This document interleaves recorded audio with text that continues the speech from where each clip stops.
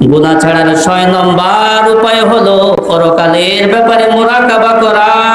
দুই চোখ বন্ধ করে প্রতিদিন একটা সময় চিন্তা ভাবনা করা, হায় কত ধনী মানুষরা, কত ক্ষমতাধররা, কত শক্তিশালী মানুষরা মারা গেছে, আহলে তাদের হাড়গুলো মাটির সাথে মিশে গেছে, পচে গেছে।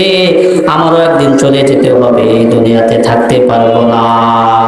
তাইলে যেই জীবনের শুরু আছে শেষ নাই, যেই জগতের চিরকাল থাকতে হবে, যেই জগতের শুরু আছে শেষ নাই, ওই জগতের জন্য কি কিছু আমল করার দরকার আছে কিনা? আছে।